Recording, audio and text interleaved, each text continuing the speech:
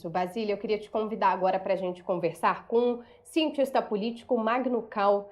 Boa tarde, professor, seja bem-vindo ao Poder Expresso. Estamos falando a respeito dessa questão envolvendo a família Bolsonaro. Então, eu queria já aproveitar para perguntar ao senhor se essa disputa, o que revela, né, do atual momento da família Bolsonaro, essa briga ali, essa treta que começou no fim de semana, mas já vem se arrastando até hoje com essa reunião emergencial lá no Partido Liberal. Boa tarde, seja bem-vindo. Vitória e o público, né? Eu tô rindo aqui porque Boa Magno tarde, Cal Vitória. vai ter que explicar o Karl Marx, vai ter que explicar de onde vem esse nome.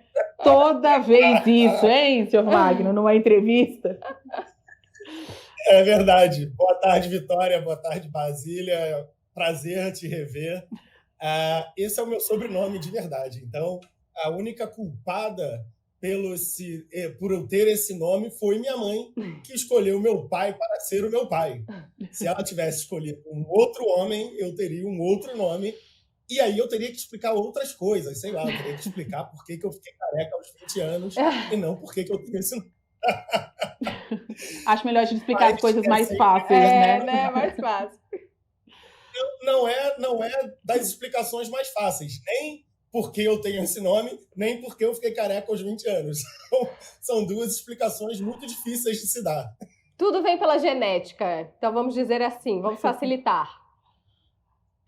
Exatamente, as duas coisas poderiam ter sido diferentes se minha mãe tivesse feito outras escolhas. Mas, mãe, te amo, obrigado.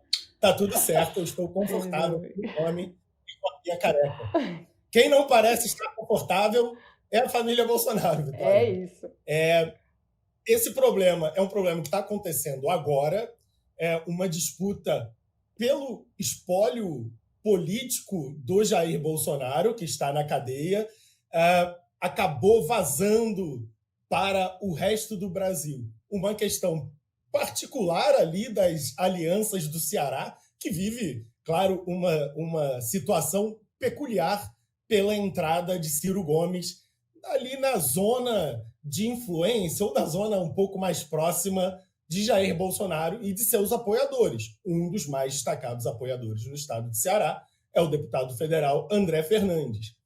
Mas essa questão da família Bolsonaro não é exatamente algo que surge agora. É claro que agora ela toma dimensões diferentes porque o chefe da família está preso.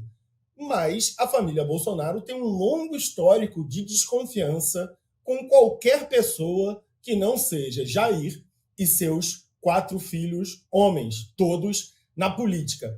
Todos os assessores que orbitam ao redor da família Bolsonaro, ou que já orbitavam desde o tempo de Jair, deputado federal, de Flávio, deputado estadual, têm dificuldades de se aproximar, porque é uma família historicamente muito desconfiada. Os filhos de Bolsonaro ficam buscando pessoas que poderiam estar se aproximando do seu pai por interesse, que poderiam estar se aproveitando desse espólio eleitoral, desse legado político que Jair Bolsonaro, indubitavelmente, criou. Então, é uma família que tem um histórico de desconfiança, talvez até de paranoia, em relação a quem está de fora, e me parece que, pelo menos nesses primeiros dias de Jair Bolsonaro preso, que a visão dos filhos de Jair Bolsonaro a respeito de sua madrasta Michele é que ela é uma pessoa de fora da família.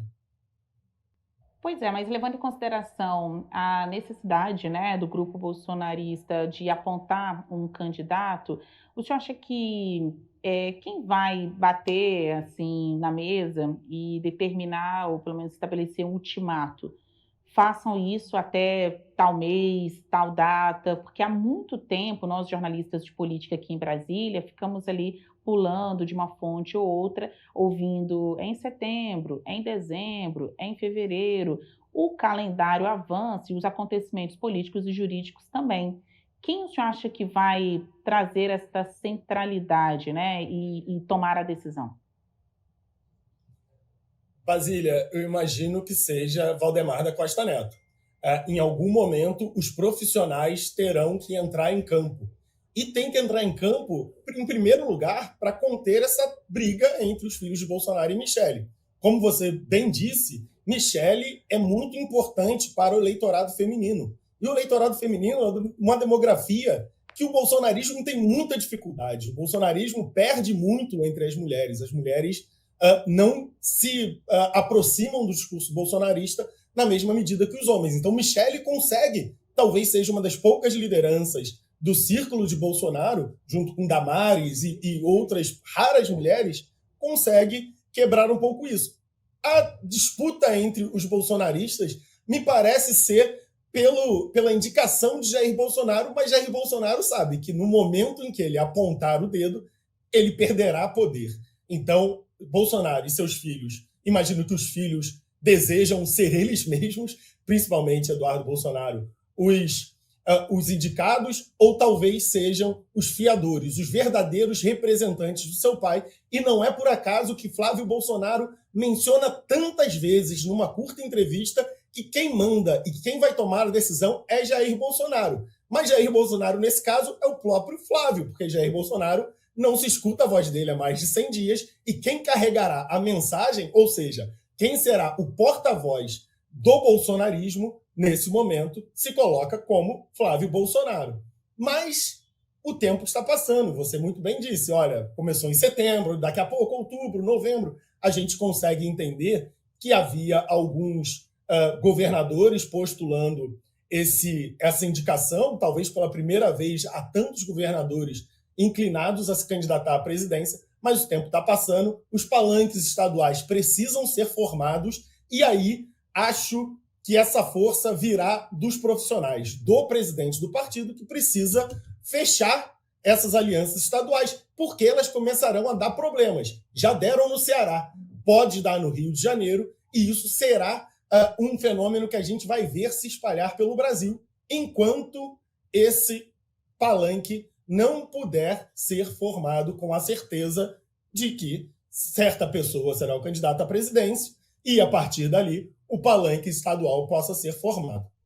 E o senhor acredita que esse racha mesmo na família Bolsonaro pode influenciar na estratégia para 2026? Às vezes deu até um novo rumo, talvez, já que estamos vendo esses cenários assim de intrigas, uma tretinha aqui, outra ali, essa relação estremecida?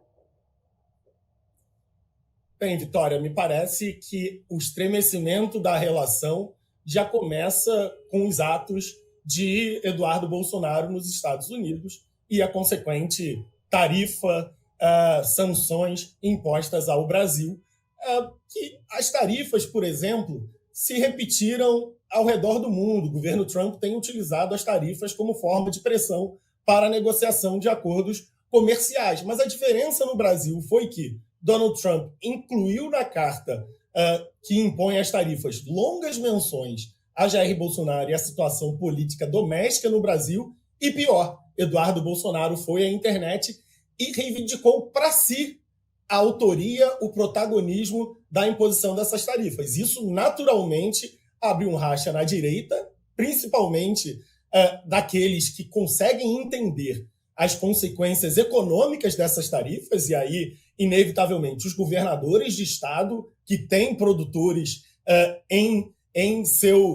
sob o seu governo, que sofrerão ou que sofreriam as consequências dessas tarifas, e eles, de repente, veem Eduardo Bolsonaro, um dos seus aliados, trazendo problemas para os seus próprios eleitores, para as próprias empresas produtoras de seus estados. Então, acho que já começa por ali. E pode ficar muito pior à medida que esses players da política, que têm seus interesses na eleição de 2026, que talvez não sejam os interesses da família de Bolsonaro. Esses players precisam dessa tomada de decisão, eles precisam avançar com suas campanhas, precisam avançar com seus palanques, precisam começar a estruturar o seu ano de 2026. Uma campanha ao governo de um estado, uma campanha à presidência, não se faz em poucos meses. Eles precisam dessa decisão. E por isso que eu acredito que a pressão virá inevitavelmente do PL. É um partido profissional, é um partido que já esteve com o lulismo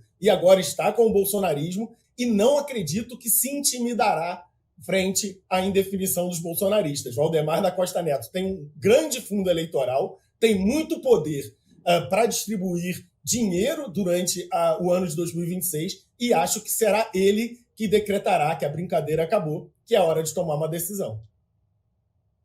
Bom, eu queria então aproveitar, né, para perguntar ao senhor, já que essa disputa, enfim, essa intriga começou ali no fim de semana, perguntar o que a aliança com Ciro Gomes representa hoje para o PL, porque tudo começou ali, né? É verdade. É difícil entender os movimentos do PL, porque parecem ser dois movimentos paralelos, mas que não costumam chamar igualmente a atenção das pessoas. Por um lado, você tem Valdemar da Costa Neto muito fortemente colocando Bolsonaro, Jair Bolsonaro, e as suas decisões, por exemplo, Valdemar da Costa Neto afirmou inúmeras vezes que Jair Bolsonaro será quem tomará a decisão de quem será o candidato desse grupo político para a presidência em 2026, mas, ao mesmo tempo, a gente percebe Valdemar da Costa Neto abrindo o PL, não apenas para políticos que não têm histórico do bolsonarismo, muitos egressos do PSDB, por exemplo, chegando ao PL, e também abrindo o leque de possíveis alianças para fora do núcleo bolsonarista.